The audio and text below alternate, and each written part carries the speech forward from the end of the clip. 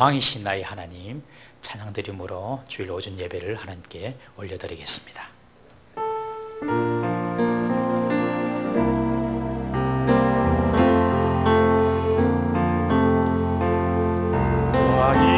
왕이신 나의 하나님, 내가 주를 높이고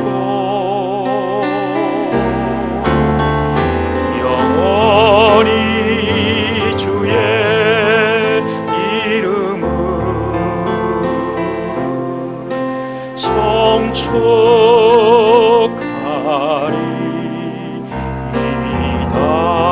왕이신 나의 하나님, 왕이신 나의 하나님, 내가 주를 높이고 영원히 주의 이름을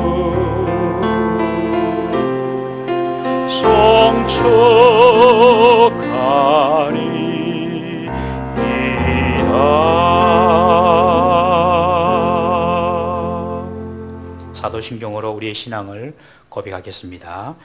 나는 전능하신 아버지 하나님 천지의 창조주를 믿습니다. 나는 그의 유일하신 아들 우리 주 예수 그리스도를 믿습니다. 그는 성령으로 잉태되어 동정녀 마리아에게서 나시고 본디오 빌라도에게 고난을 받아 십자가에 못 박혀 죽으시고 장사된 지 사흘 만에 죽은 자 가운데서 다시 살아나셨으며 하늘에 오르시어 전능하신 아버지 하나님 우편에 앉아 계시다가 거기로부터 살아있는 자와 죽은 자를 심판하러 오십니다. 나는 성령을 믿으며 거룩한 공교회와 성도의 교제와 죄를 용서받는 것과 몸의 부활과 영생을 믿습니다. 아멘. 오늘 하나님 말씀은 다니엘 5장 1절에서 17절 말씀입니다. 다니엘 5장 1절에서 17절 말씀, 우리가 조금 길기는 하지만 그러나 이야기가 쭉 연결되는 부분이기 때문에 그렇게 읽는데 어렵지는 않을 것입니다. 우리 다 같이 한번 교독을 하도록 하겠습니다. 다니엘 5장 1절에서 17절까지 말씀입니다. 벨사살 왕이 그의 귀족 1000명을 위하여 큰 잔치를 베풀고 그 1000명 앞에서 술을 마시니라. 벨사살이 술을 마실 때에 명하여 그의 부친 느부갓네살이 예루살렘 성전에서 탈취하여 온 금, 은 그릇을 가져오라고 명하였으니 이는 왕과 귀족들과 왕후들과 후궁들이 다 그것으로 마시려 함이었더라. 이에 예루살렘 하나님의 전 성소 중에서 탈취하여 온 금그릇을 가져오매 왕이 그 귀족들과 왕후들과 후궁들과 더불어 그것으로 마시더라. 그들이 술을 마시고는 그 금, 은, 구리, 쇠, 나무, 돌로 만든 신들을 찬양하니라. 그때에 사람의 손가락들이 나타나서 왕궁 촛대 맞은편 석회 벽에 글자를 쓰는데 왕이 그 글자 쓰는 손가락을 본지라. 이에 왕의 즐기던 얼굴빛이 변하고 그 생각이 번민하여 넓적다리 마디가 녹는 듯하고 그의 무릎이 서로 부딪힌지라. 왕이 크게 소리질러 술객과 갈대아 술사와 점쟁이를 불러오게 하고 바벨론의 지혜자들에게 말하되 누구를 막론하고 이 글자를 읽고 그 해석을 내게 보이면 자주색 옷을 입히고 금사슬을 그의 목에 걸어주리니 그를 나라의 셋째 통치자로 삼으리라 하니라. 그때에 왕의 지혜자가 다 들어왔으나 능히 그 글자를 읽지 못하며 그 해석을 왕께 알려주지 못하는지라. 그러므로 벨사살 왕이 크게 번민하여 그의 얼굴빛이 변하였고 귀족들도 다 놀라니라. 왕비가 왕과 그 귀족들의 말로 말미암아 잔치하는 궁에 들어왔더니 이에 말하여 이르되 왕이여 만수무강하옵소서. 왕의 생각을 번민하게 하지 말며 얼굴빛을 변할 것도 아니니이다. 왕의 나라에 거룩한 신들의 영이 있는 사람이 있으니 곧 왕의 부친 때에 있던 자로서 명철과 총명과 지혜가 신들의 지혜와 같은 자니이다. 왕의 부친 느부갓네살 왕이 그를 세워 박수와 술객과 갈대아 술사와 점쟁이의 어른을 삼으셨으니 왕이 벨드사살이라 이름하는 이 다니엘은 마음이 민첩하고 지식과 총명이 있어 능히 꿈을 해석하며 은밀한 말을 밝히며 의문을 풀 수 있었나이다. 이제 다니엘을 부르소서. 그리하시면 그가 그 해석을 알려드리리이다 하니라. 이에 다니엘이 부름을 받아 왕의 앞에 나오매 왕이 다니엘에게 말하되 내가 나의 부왕이 유다에서 사로잡아온 유다 자손 중에 그 다니엘이냐? 내가 내게 대하여 들은즉 내 안에는 신들의 영이 있으므로 내가 명철과 총명과 비상한 지혜가 있다 하도다. 지금 여러 지혜자와 술객을 내 앞에 불러다가 그들에게 이 글을 읽고 그 해석을 내게 알게 하라 하였으나 그들이 다 그 해석을 내게 보이지 못하였느니라. 내가 내게 대하여 들은즉 너는 해석을 잘하고 의문을 푼다 하도다.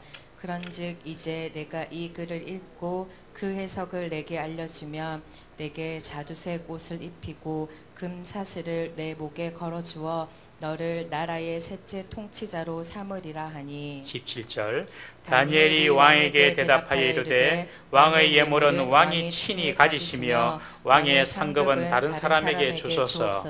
그럴지라도 내가 왕을 위하여 이 글을 읽으며 그의 해석을 아뢰리이다. 아멘.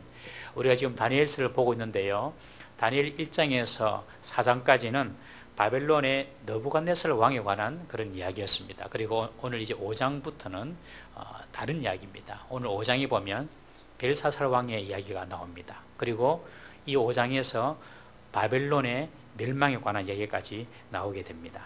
이 벨사살 왕, 이 벨사살이라는 말의 뜻은 벨이 왕을 지킨다라는 그런 뜻이거든요. 이 벨은 바로 마르둑, 바벨론의 주신이었던 마르둑의 히브리식 이름입니다. 그러니까 같은 이름이라고 볼 수 있죠. 벨이 왕을 지킨다. 이 말이 벨사살 왕인데 이 벨사살 왕이 바벨론의 마지막 왕입니다.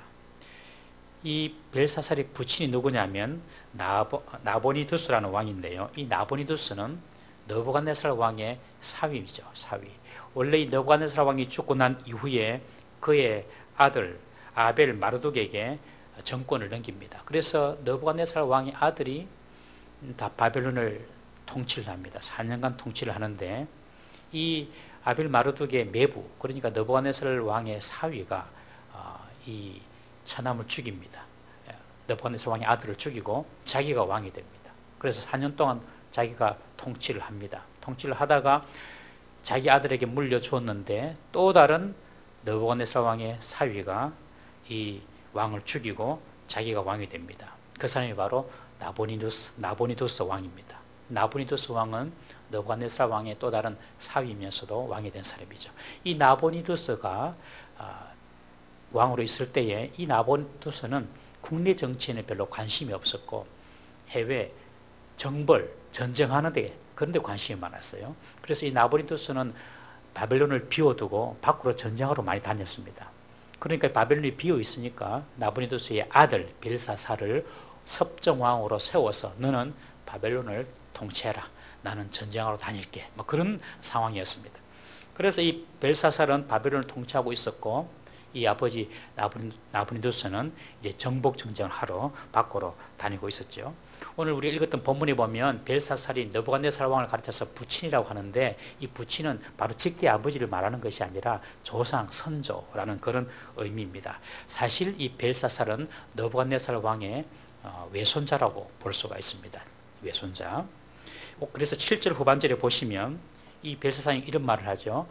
벽에 글씨를 해독하면 내가 나라의 셋째 치리자로 삼겠다. 셋째 치리자. 첫째 치리자는 누굽니까? 바로 이 벨사살의 아버지 나보니두스 왕이고요. 둘째는 바로 벨사살 자기고요. 셋째가 바로 총리로서 가장 높은 자가 되는 것이죠. 그래서 이 글자를 해독을 하면 내가 셋째 치리자로 삼겠다라고 벨사살이 말을 한 것입니다.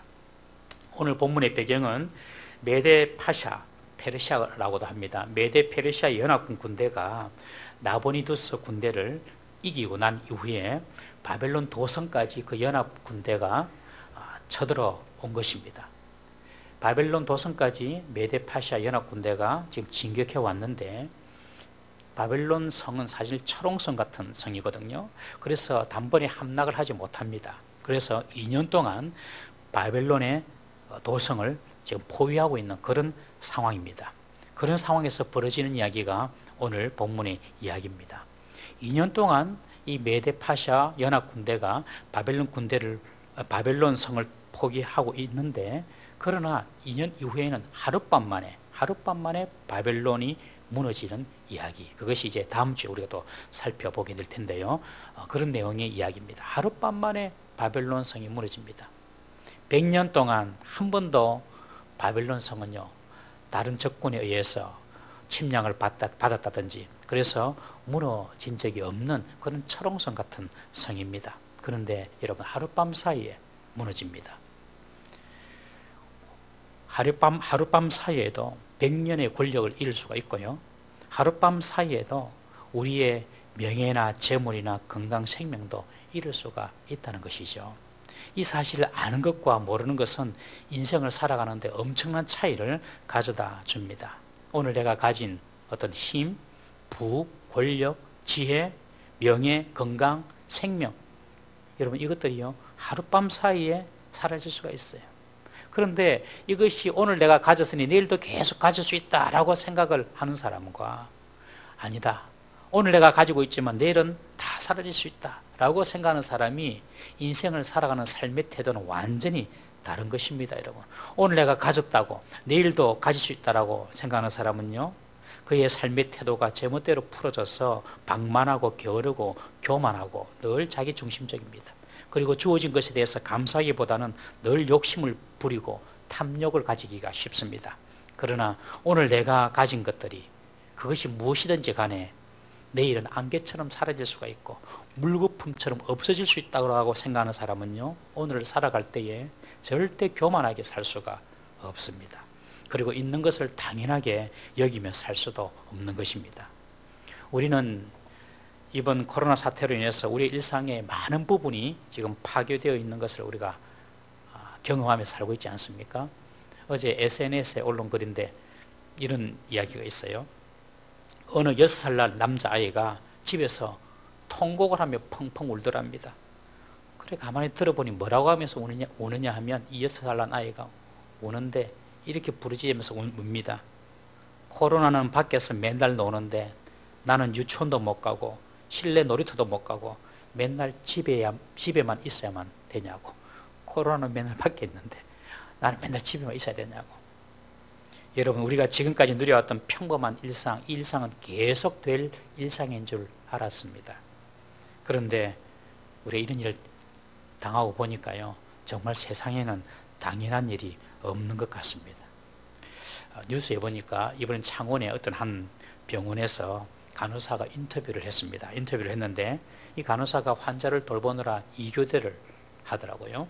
2교대를 하는데 그 앵커가, 리포터가 묻습니다.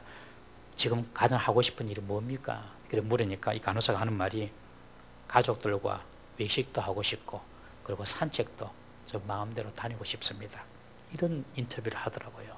제가 그 뉴스를 보면서, 야, 저것이 우리의 그냥 평범한 일상이었고 삶이었는데 지금은 그것을 다 뺏겨버린 이런 형국에서 우리가 살고 있구나 하는 것을 생각하면서 정말 평범함이 평범한 것이 아니구나 하는 것을 다시 한 번 더 느꼈습니다. 여러분, 아침에 나갔다가 저녁에 돌아옵니다. 학교 갔던 아이들이 집으로 돌아옵니다. 이것은 기적인 줄 믿으시길 바랍니다.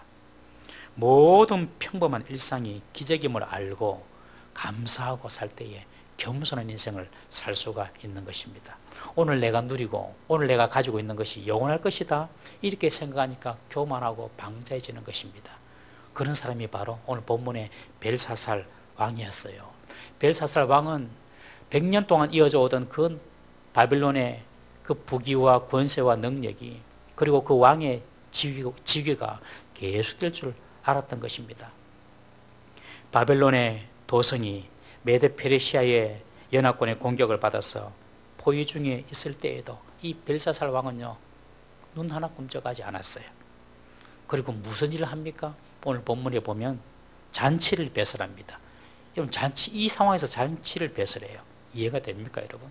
그렇지만 이 잔치에는 아주 특별한 정치적인 의도가 숨어 있는 것입니다. 고대 그리스의 역사가이면서 소크라테스의 제자인 크세노포는 그의 역사서에서 이렇게 말을 합니다.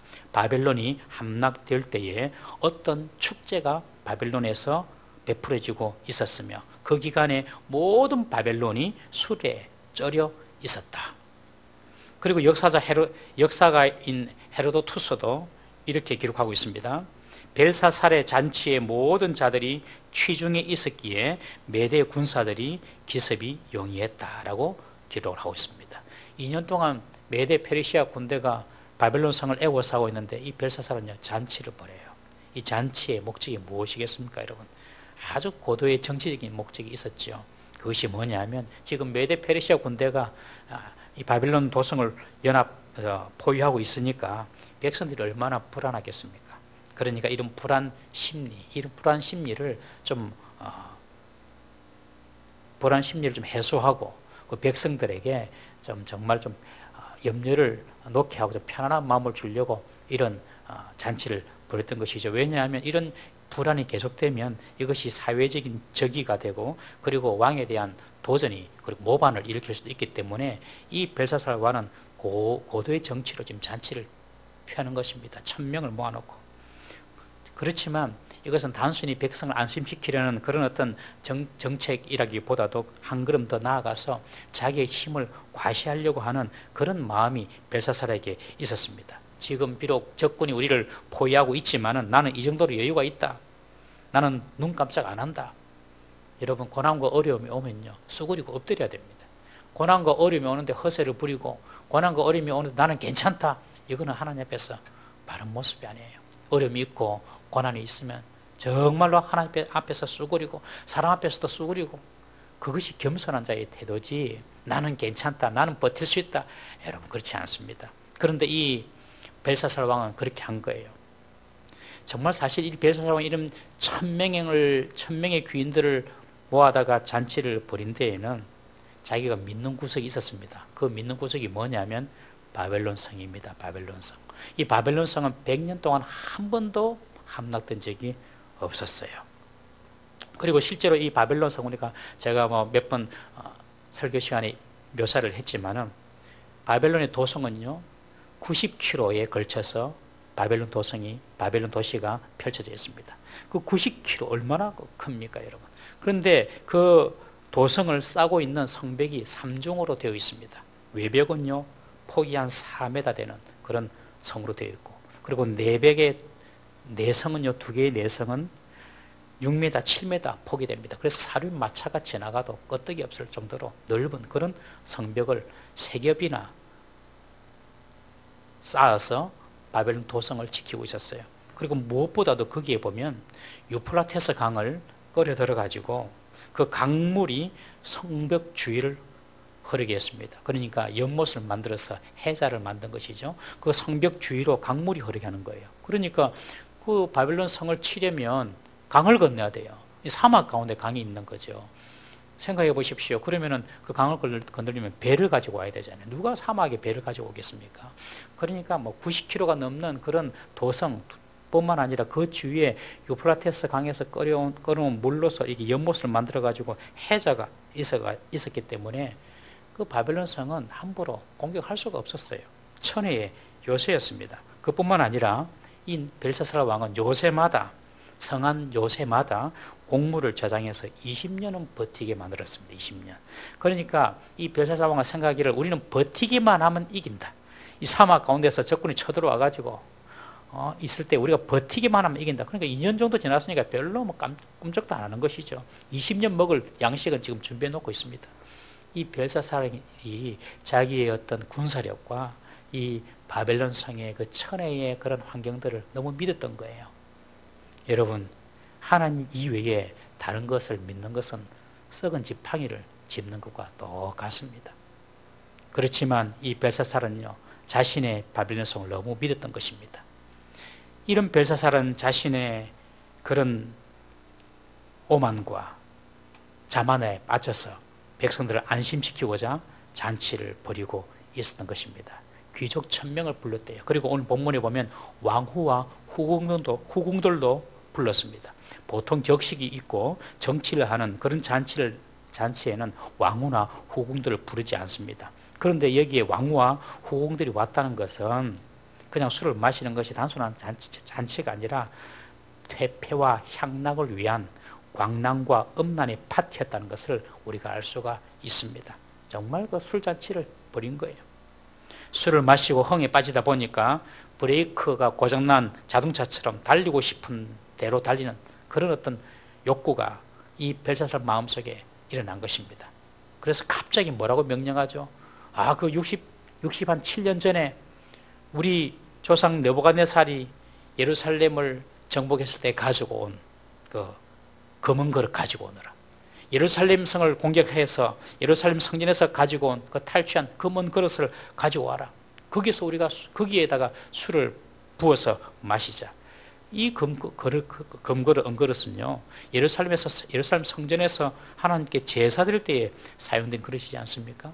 그것을 가지고 가져오라는 거예요. 그리고 거기에다가 술을 부어서 우리가 마시자는 겁니다. 그리고 그 하나님께 예배드렸던, 제사 드렸던 그 그릇에 술을 부어서 술을 마시면서 자기들의 신을 찬양한 것입니다.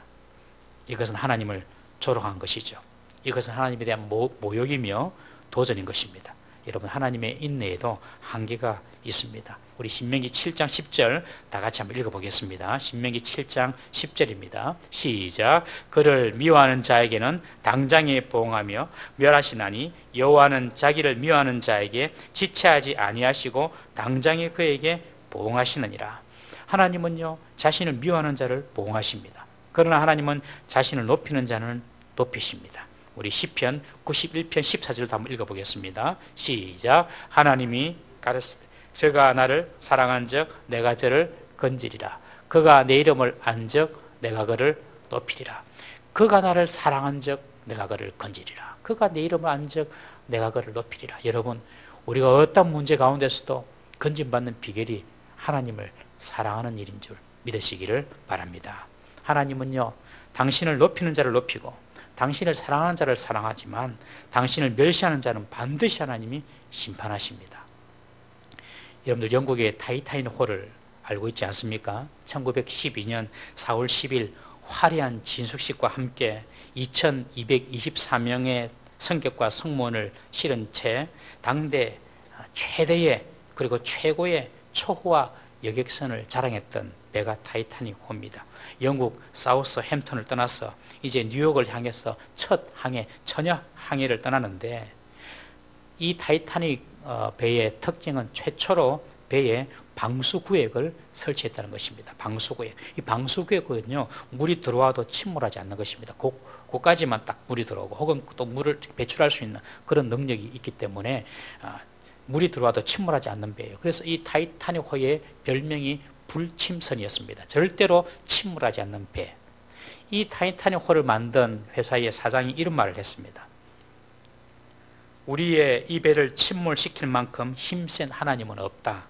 어떤 일이 일어나더라도 강력한 펌프, 밀폐된 수문으로 우리의 배를 뉴욕까지 끌고 가기에 충분하다. 그리스도도 이 배를 결코 바닷밑까지 보낼 수가 없다. 완전히 교만이 하늘을 찔렀죠. 물론 농담을 했는지는 모르겠습니다만은, 그러나 이 타이타닉은 항해 5일째 5월 14일 날 거대한 빙산과 충돌하여서 회복 불능의 상태에 빠지고 2시간 40분 만에 침몰하고 말았습니다.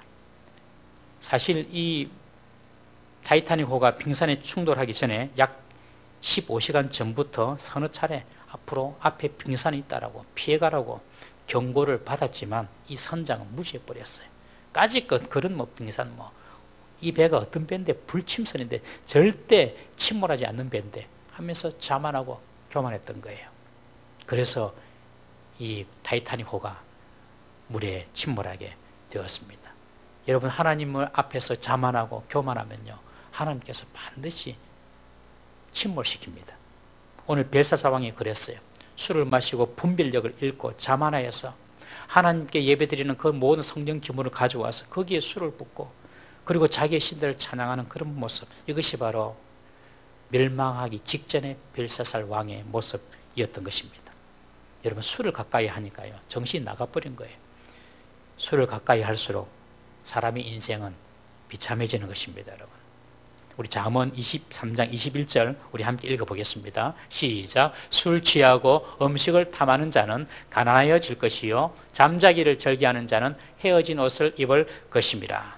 술 때문에 죄가 들어오고, 여러분, 술 때문에 재앙이 찾아오고, 술 때문에 이성을 잃고 그렇지 않습니까?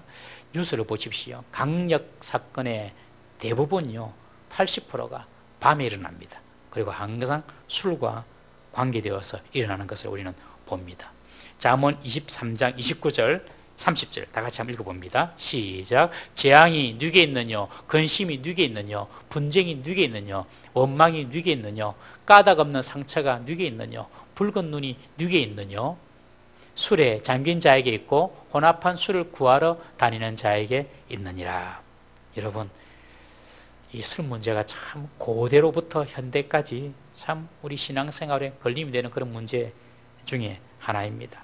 얼마나 이 술 문제가 심각했냐면, 성경에 보면 장로를 세울 때에 혹은 집사를 세울 때에도 이 술 문제를 언급합니다. 그것이 디모데전서 3장 3절입니다. 한번 다 같이 읽어봅니다. 시작. 술을 즐기지 아니하며 구타하지 아니하며 오직 관용하며 다투지 아니하며 돈을 사랑하지 아니하며. 이 부분은 장로를 세울 때의 자격이거든요. 술을 즐기지 아니하며, 구타, 아내를 때리지 아니하며.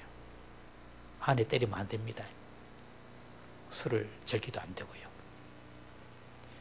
여러분, 이렇게 이 초대교회 당시에도 장로의 직분을 세울 때에도 구타, 그리고 또 술을 문제를 거론하는 거 보면 정말 술은 우리 사람과 뗄래야 뗄 수 없는 그런 어떤 물질 같습니다. 그래서 어떤 분들은 로마서 5장 18절 말씀을 인용하면서 술 취하지 마라 그랬지 술 먹지 말라 그랬나, 그렇게 이야기합니다. 우리 로마서 5장 18절 한번 읽어볼까요? 로마서 5장 18절 없습니까? 예, 제가 읽어드릴게요. 술 취하지 말라. 이는 방탕한 것이니 오직 성령의 충만함을 받으라.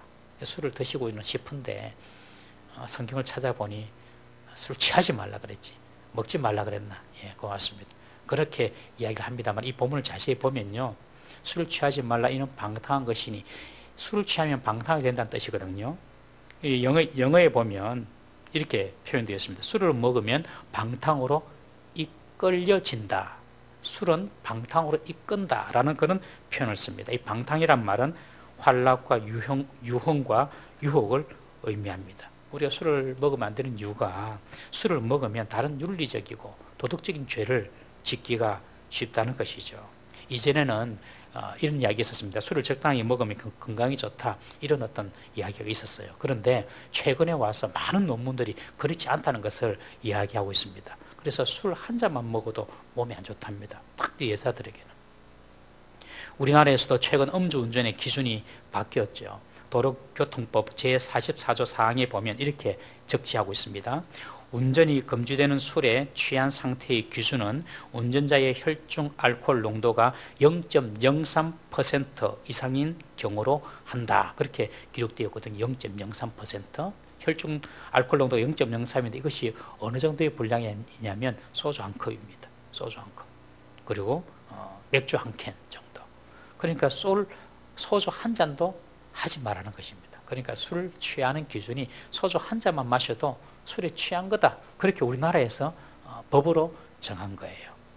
그래서 잠언 23장 31절 말씀에 보면 포도주는 붉고 잔에서 번쩍이며 순하게 내려가나니 너는 그것을 보지도 말지어다. 여러분, 성경에는요, 술 먹지 말라는 말보다도 보지도 말라라는 더 강력한 금지 명령이 있다는 사실을 꼭 기억하십시오. 그것이 잠언 23장 31절입니다.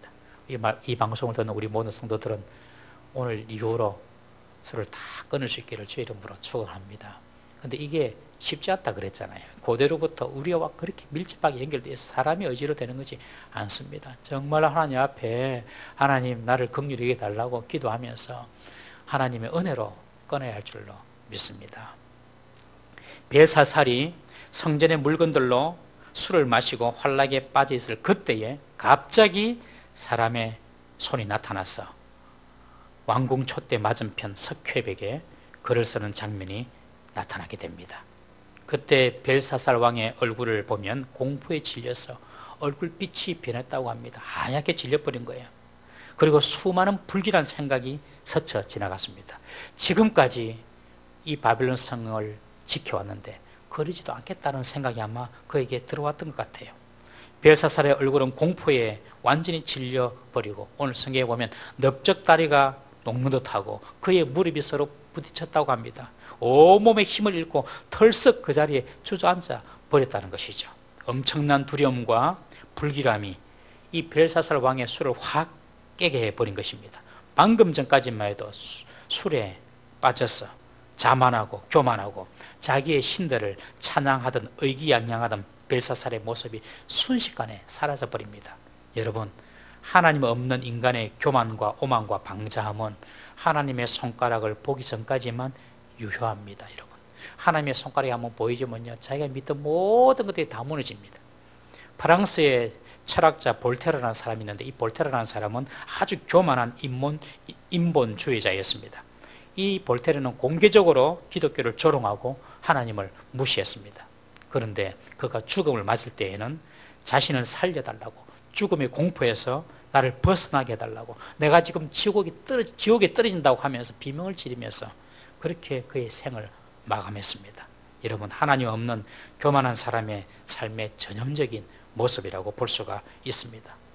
벨사살 왕도 그랬습니다. 큰 소리로 술객들과 그리고 점쟁이들과 바벨론의 제자들을 불러옵니다. 그리고 그 글자를 해독해라고 명령을 합니다. 그렇지만 그 누구도 그 글자를 해석할 수 있는 사람은 없었습니다.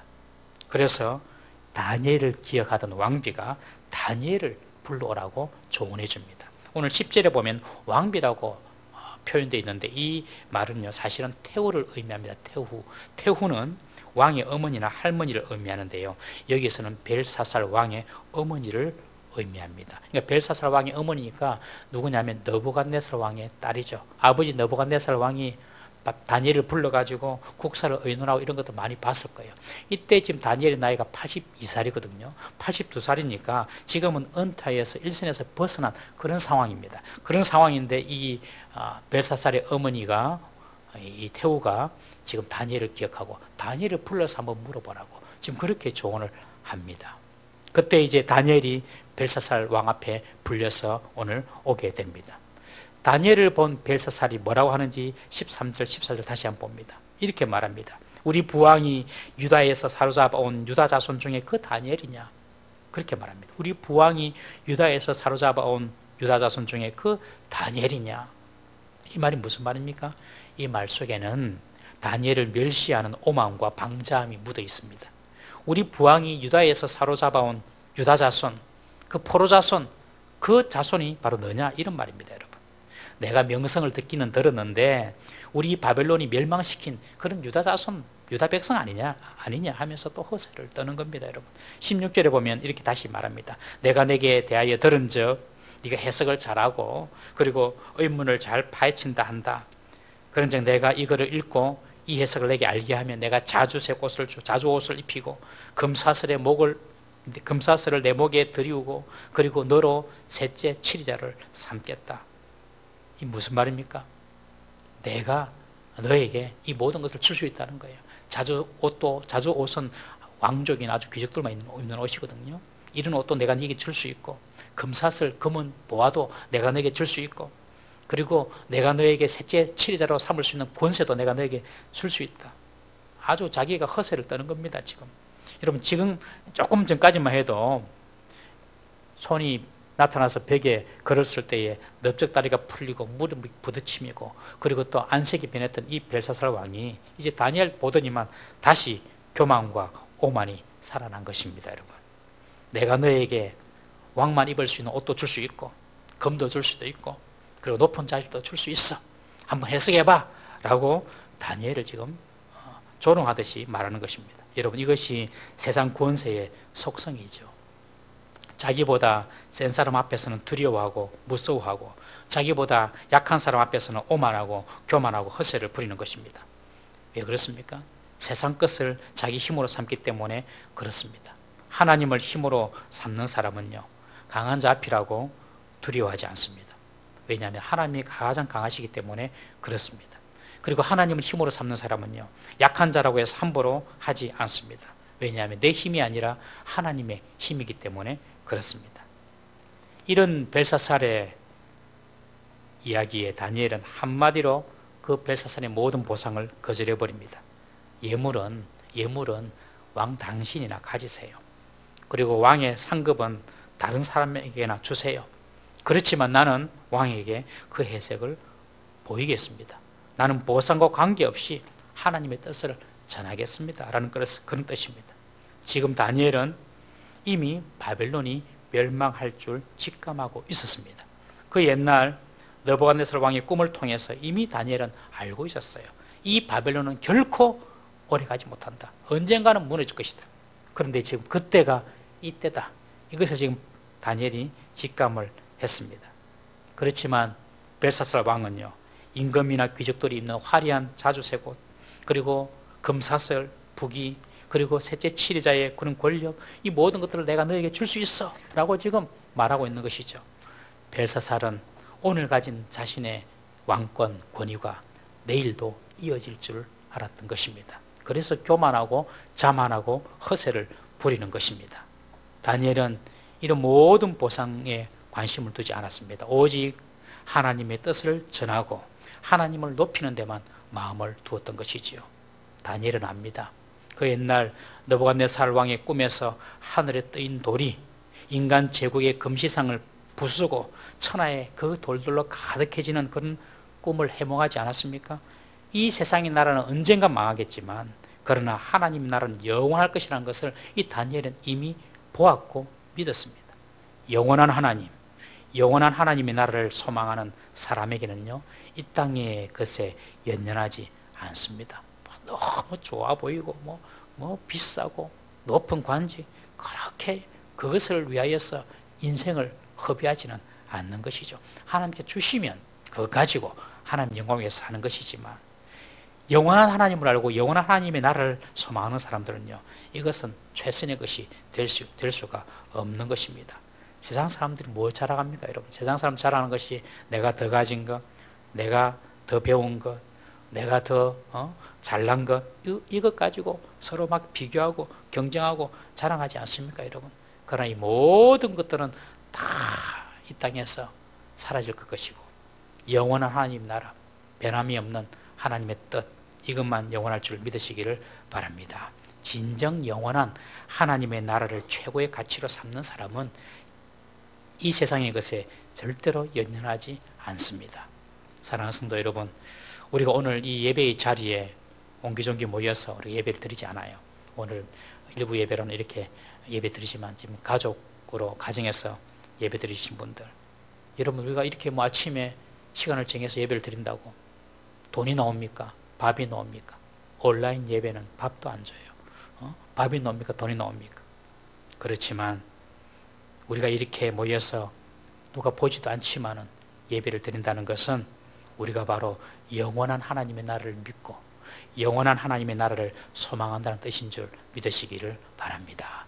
영원한 하나님을 믿기 때문에, 영원한 하나님 나라를 또 소망하기 때문에 우리가 이런 사태 가운데서도 가족별로 모여서 또 예배 드리고 또 기도하는 것입니다.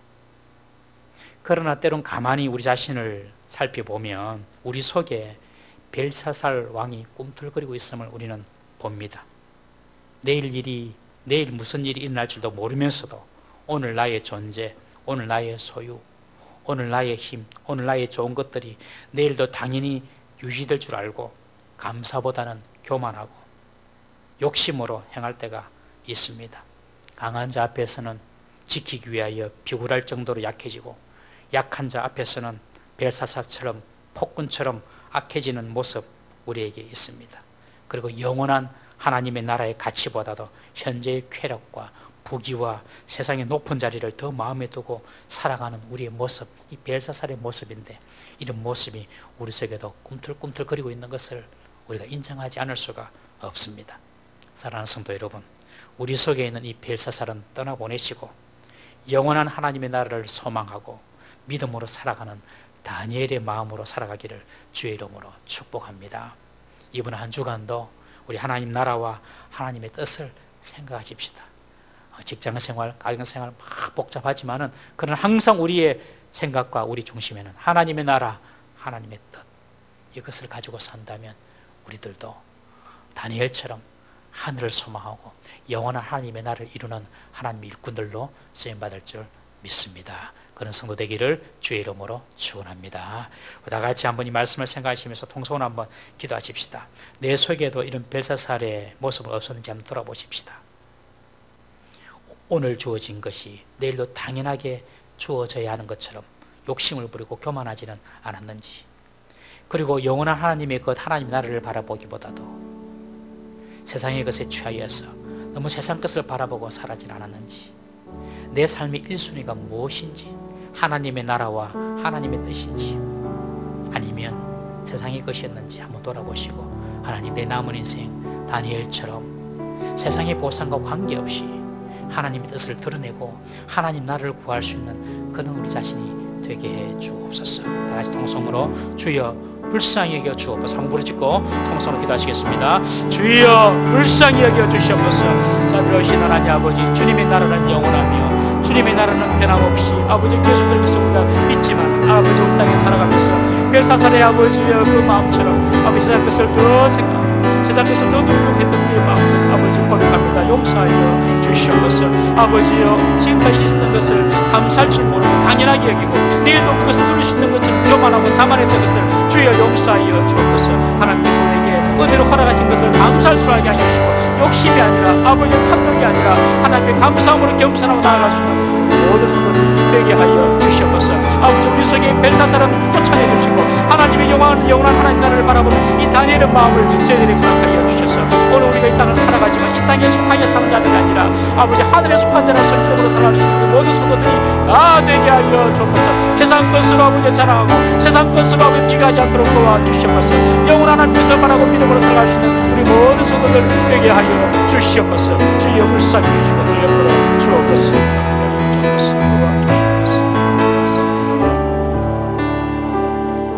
자비로우신 하나님 아버지, 우리가 누리는 일상 평상의 삶이 결코 당연한 것이 아닌 것을 이번 사태를 통하여 절감합니다. 주님, 우리에게 주신 것에 대해서 늘 감사함을 잃지 않는 저희들이 되게 하여 주옵소서. 그리고 오늘 주어진 것이 내일도 모레도 영원할 것이라는 생각으로 교만하고 자만하지 않도록 도와주시옵소서. 모든 것이 하나님의 은혜로 왔음을 잊지 말게 하시고 하나님께 감사하며 겸손함으로 살아갈 수 있는 저희들이 되게 하여 주옵소서. 벨사살처럼 세상 것을 가지고 세상 것을 의지하면서 하나님을 조롱하고 무시하는 그런 어리석은 인생으로 살지 말게 하여 주시옵시고, 영원한 하나님의 나라가 있음을 기억하고 하나님의 뜻을 이루어드리며 살아갈 수 있는 우리의 삶이 되게 하여 주옵소서. 한 주간 우리 성도들의 삶을 지키시고 보호하시며 어디서 무엇을 하든지 항상 하나님을 기억하고 하나님의 뜻을 이루어드릴 수 있는 우리의 삶이 되게 하여 주옵소서. 우리 구주 예수님의 이름으로 기도드리옵나이다. 아멘. 찬송드립니다.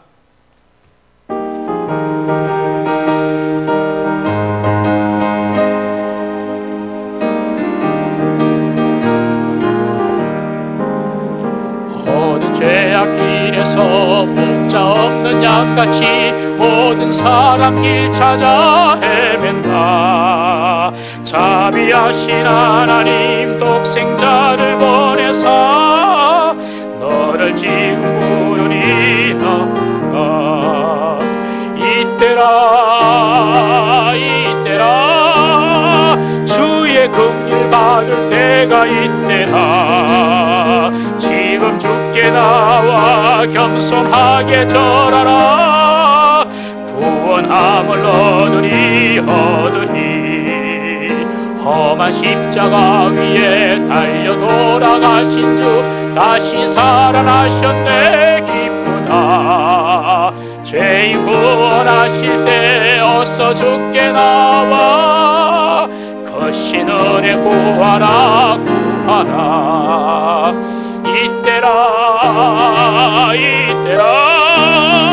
주의 긍휼 받을 때가 이때라. 지금 주께 나와 겸손하게 자뢰라. 구원함을 얻으리 주의 귀한 말씀에 영원 생명이 있나니 주님 너를 용서해 주신다.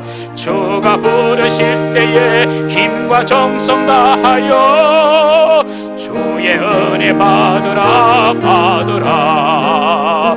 이때라 주의 긍휼 받을 때가 이때라. 지금 주께 나와 겸손하게 절해라. 구원함을 얻으리 주의 모르고 세상 친구 가는데 너의 영혼 오늘 밤 떠나도 주의 구원 받으면 천국에서 영원히 주와 함께 살리라. 이때라 주의 긍휼 받을 때가 이때라.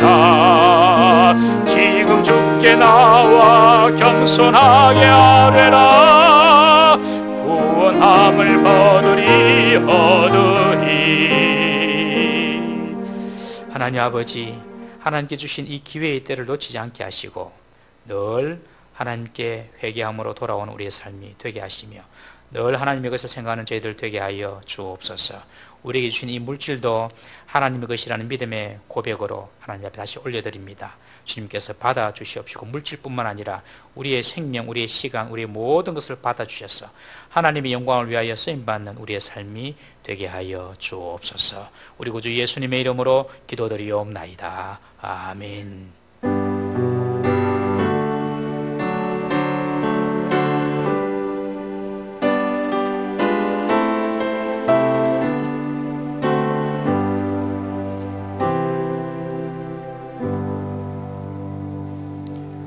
교회 소식 알려드리겠습니다. 우리가 지금 당분간 오전 예배는 우리 일부는 이렇게 우리가 드리지만요, 11시 예배는 우리가 온라인으로 드리게 됩니다. 지난주 보니까 홈페이지는 너무 접속량이 많아가지고 우리가 보기가 너무 참 어려웠어요. 우리 성도님들 우리 보실 때에 유튜브에 동부산울교회 그렇게 치셔서 보시면은 조금 더 온라인 예배 드리기가 수월할 줄로 믿습니다.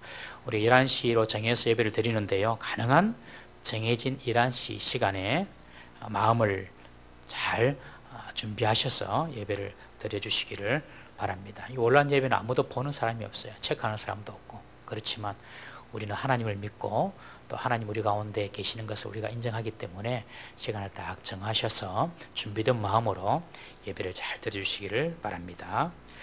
헌금은요, 온라인 계좌나 잘 준비하셨다가 정상적인 주일 예배가 회복이 되면 그때 하시면 되겠습니다. 온라인 헌금 하시는 분이 계시는데 2월 23일부터 온라인 헌금을 우리 주보에 내지는 못했습니다. 그래서 2월 23일부터 현재까지 온라인 헌금 하신 분들은 다음 주 주보에 올리도록 그렇게 하겠습니다. 주중의 모든 행사와 그리고 예배는 지금 쉬고 있습니다. 그렇지만 새벽 기도는 우리가 새벽 기도 내용을 설교를 해서 지금 교회 홈페이지에 올리고 있습니다. 또 목자님들이 또 목원들에게 여러분들에게 더 전달하시는 분도 계실 것입니다. 그래서 가능한 새벽 기도 말씀을 매일매일 들으시고 그렇게 하루를 시작해 주시면 감사하겠습니다. 그리고 매일 가정별로 기도할 수 있도록 우리 교회에서 PPT 자료를 만들어서 기도 제목을 PPT 자료를 만들어서 배포를 했거든요. 그래서 여러분들이 매일 그 제목을 가지고 길지는 않습니다. 그 제목 좀 읽으면 됩니다. 그러니까 매일 가정에서 그 기도 제목 가지고 기도하셔서 정말 이번 코로나 사태로 인해서 우리 가정의 기도 모임이 회복되는 그런 역사가 있기를 바랍니다. 우리가 지금 1년에 한 번씩 꼭 전도하는 그런 목표를 정해놓고 기도하고 있는데요, 올해 나를 통하여서 그리고 내가 전도할 VIP가 누구인지 여러분 기도하셔서 원래는 3월달에 작정하려고 했는데 지금 한 달 더 연기를 해야 될 것 같습니다. 그래서 여러분들 4월달에 작정할 생각인데 올해 꼭 전도할 한 사람을 여러분들 기도로 준비하면서 마음에 작정을 해주시기를 바랍니다. 그리고 교우 소식입니다. 우리 우리 김영희 권사님, 우리가 지금은 함께하지 못하지만 우리 김영희 권사님 부친께서 소천을 하셨습니다. 미국에서 장례가 있기 때문에 우리는 가지는 못합니다. 그래서 여러분들이 좀 격려해 주시고 또 위로해 주시고 기도해 주시기를 바랍니다. 이 시간 축복기도 함으로 주일 오전 예배를 마치도록 하겠습니다. 여호와는 내게 복을 주시고 너를 지키시기 원하시며 여호와는 그 얼굴을 내게 비추사 은혜 베푸시기 원하시며 여호와는 그 얼굴을 내게로 향하여 드사 평강 주시기를 원하노라. 아멘.